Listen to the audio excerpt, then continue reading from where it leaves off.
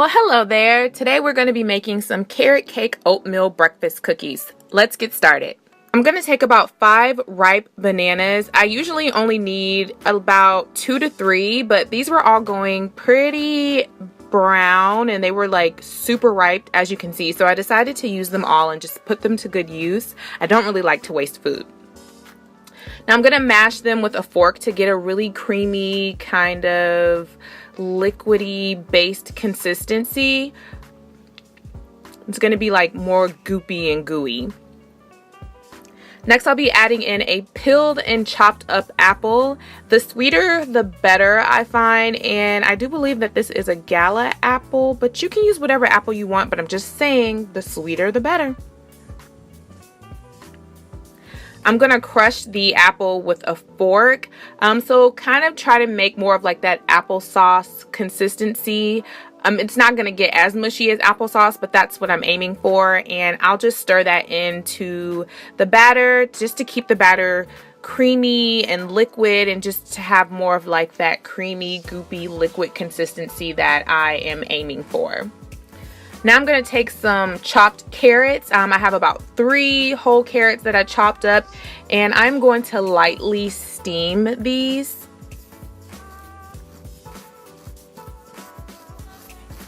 While my carrots are steaming, I'm going to add some crunchy, unsalted, natural peanut butter.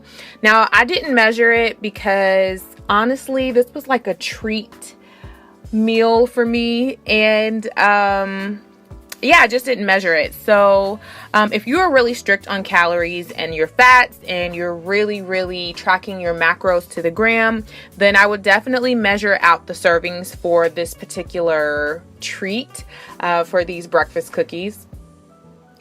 Next, I'm going to be adding some steel cut oats. And again, I didn't measure this because I really just wasn't thinking about it that much, just wasn't a big deal to me, and I wanted to make a lot of cookies. Also, I needed to have more of an observation of the thickness and the consistency of the batter before I measured it out. So but if you really feel more comfortable and you're just one of those people that really needs to measure out your servings, then I would say probably go with 1.5 cups to begin with.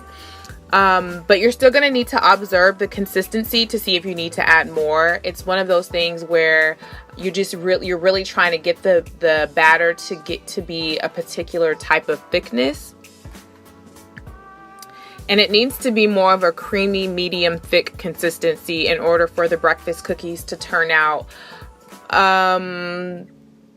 pretty well. Next, I am going to add in some raisins, and you know me, I didn't measure, so if you want to measure that, then please do so.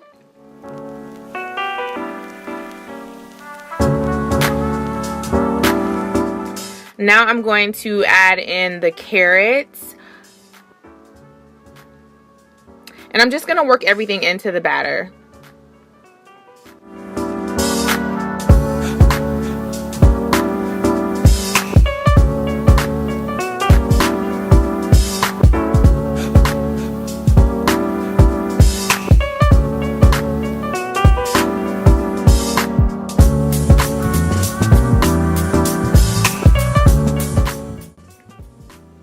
Now here is the fun part. I'm going to be adding in some raw sunflower seeds, some raw pecan pieces, some ground cinnamon, and some ground nutmeg.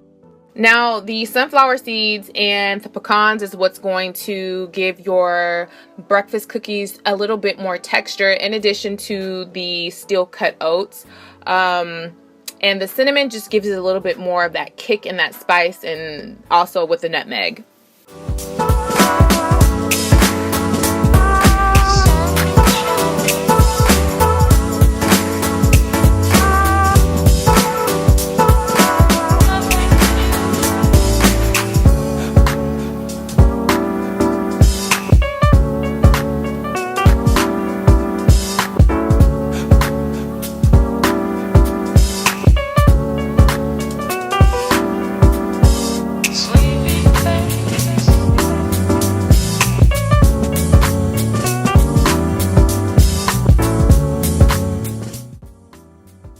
Next, I'm going to add in some water to thin out the batter.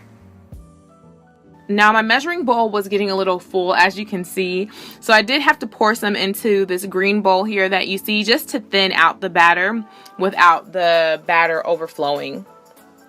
Now I am going to cook these breakfast cookies two ways.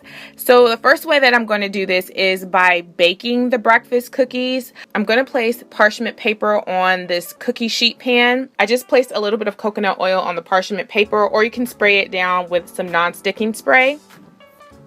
And I'm going to preheat the oven to about 300 degrees. So I just took a spoonful of the batter and then I just shaped them into like a cookie patty. And I do like my patties or my breakfast cookies to be a little bit medium to large in size, just because I usually eat these as a breakfast pancake, or I will eat them after it'll be like a post-workout meal for me. So I like to make them pretty good in size. I like them voluminous. And after I stick the breakfast cookies in the oven, I'm going to turn the oven heat to about 300 to 350 degrees. And I'll cook them anywhere between 20 to 30 minutes. I'll just gauge it by how they look and how they feel. Now, I would say that this is the most simple way to do it. It's less stressful, and you don't have to wait around for anything. Just time your breakfast cookies and they should come out pretty well. You may have to check the breakfast cookies just to flip them over so they don't brown as much, just depending on your preference. I don't mind a little bit of brownness, but I know some people are kind of like iffy about that. But I would say that this is the more simple way to make the breakfast cookies, but there is another option, and I'm going to show you that. And the second option is to cook them on the stove like a pancake. So you can just put this in a skillet or like a flat lay skillet, or you can even make this as a waffle. But I chose to make it as a pancake. Now this method takes a little bit more longer. You really have to eye the breakfast cookies quite frequently, and you have to flip them over side to side just to make sure they're not burning. And it just seems to take a little bit longer to cook in the middle. And I don't know about you, but ain't nobody got time for all of that. So this isn't something that I will do very often, but if I feel like I have a little bit more time, then I'll cook them on the stove.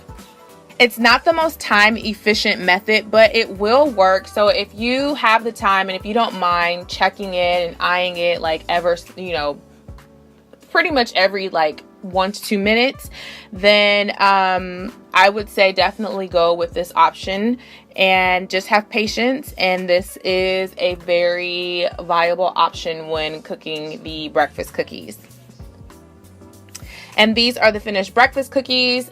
You can top them with whatever your favorite toppings are. These are mine: strawberries, bananas, coconut flakes, and some honey, and I was good to go. Thank you so much for watching. Let me know what your favorite recipes are. Don't forget to subscribe if you are not a subscriber. Share this video. Favor, peace, and blessings, and I will see you all in the next video. Bye!